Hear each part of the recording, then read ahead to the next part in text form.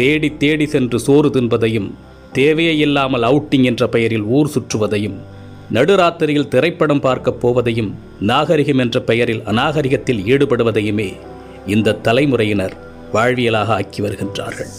உணவு திருவிழா என்று அறிவித்தால் காசையும் கொடுத்துவிட்டு தட்டை ஏந்தி கொண்டு யாசகம் கேட்பது போல் வரிசையில் நிற்கின்றது சமூகம்.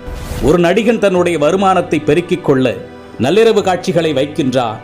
அறிவை இழந்து குடும்பத்தோடு சென்று கூட்ட நெரிசலில் சிக்கி இறந்து போகின்றார்கள். அதை பற்றி கவலைப்படாமல் தன்னுடைய வசூல் கணக்கை பார்த்து கொண்டிருக்கின்ற ஒரு நடிகனை தலையில் தூக்கி வைத்து வசூல் மன்னன் என்று கொண்டாடி கொண்டிருக்கின்றது இந்த சமூகம். பேசத் தெரியாத குழந்தைகளின் கையில் அலைபேசியை கொடுத்து அதை பெருமையாக பார்த்து ரசிக்கின்றது சமூகம். இரவு 2 மணிக்கு மிட்நைட் பிரியாணியை குடும்பத்தோடு சென்று சாப்பிடுவது கௌரவமாகிவிட்டது.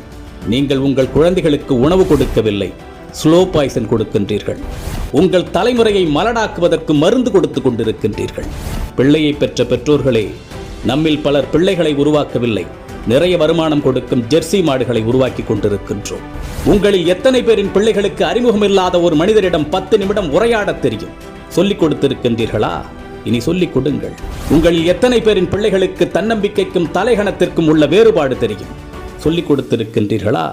இனி சொல்லிக் கொடுங்கள். உங்களில் எத்தனை பேரின் பிள்ளைகளுக்கு நம் தாய்மொழியில் தமிழில் தொடர்ந்து ஒரு 5 நிமிடம் பிற மொழி கலவாமல் பேசத் தெரியும்? சொல்லிக் கொடுத்திருக்கின்றீர்களா? இனி சொல்லிக் கொடுங்கள். உங்களில் எத்தனை பேரின் பிள்ளைகளுக்கு உங்களின் மாத வருமானம் தெரியும்?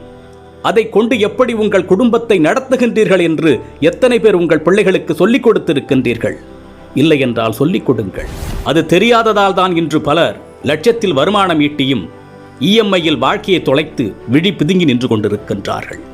ஆண் பிள்ளைகளோ பெண் பிள்ளைகளோ, உடல் வெட்கம் என்றால் என்ன என்று சொல்லிக் கொடுங்கள். 10 வயதில் அணியும் ஆடையது, பருவ வயதில் அணியும் ஆடையது, படுக்கையில் அணியும் ஆடையது, பொதுவெளியில் அணியும் ஆடையது என்று வேறுபாடுகளை சொல்லிக் கொடுங்கள். நம்மில் பல பேரின் பிள்ளைகளுக்கு ஐபோனின் விலை தெரியும், வந்த திரைப்படத்தின் வசூல், வரப்போகும் திரைப்படத்தின் புள்ளி விவரங்கள் எல்லாமே தெரியும். ஆனால் அன்றாடம் நாம் உண்ணக்கூடிய அரிசியின் விலை தெரியுமா? காய்கறிகளின் நிலவரம் தெரியுமா? நம் பிள்ளைகளில் பலருக்கு பில்கேட்ஸை தெரியும், எலான் மஸ்கை தெரியும். ஆனால் நம் மொழிக்காக, இனத்தின் வளர்ச்சிக்காக இன்னுயிர் துறந்த தியாக வரலாறுகளை பற்றி தெரியுமா? இன்னும் சொல்வதானால் உங்களில் எத்தனை பேர் அவர்களை நினைத்து பார்க்கின்றீர்கள்? நம் மண்ணின் தியாக வரலாறுகளை நம் பிள்ளைகளுக்கு சொல்லிக் கொடுங்கள். எப்பொழுதுமே உறவுகளை எதிரிகளாக மட்டுமே கட்டமைத்து அவர்களின் மூளைகளில் ஏற்றிவிடாதீர்கள். உறவுகளை ஒதுக்கத் தொடங்குங்கள் என்று அவர்களுக்கு நீங்கள் சொல்லிக் கொடுத்து விட்டால், அவர்கள் வளர்ந்து விட்ட பிறகு அவர்கள் ஒதுக்குகின்ற முதலாவது நபர் நீங்களாக தான் இருப்பீர்கள். வாழ்க்கை என்பது வெறும் கேளிக்கையும் வேடிக்கையும் பணம் ஈட்டுவதும் ஆடம்பரமும் மட்டுமல்ல, அது மன நிறைவாக வாழ்வது.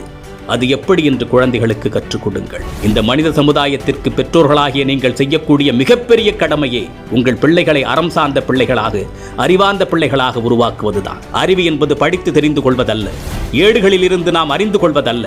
நாம் கற்றுக்கொள்ளுகின்ற அத்தனையும் நமது புத்திக்குள் இறங்கி அது என்னவாக வெளிவருகின்றது என்பதை பொறுத்ததுதான் அறிவு. சிந்திக்க தூண்டுவது அறிவு. தன்னுள் எழும் கேள்விகளுக்கு தானே விடை காண்பதுதான் அறிவு.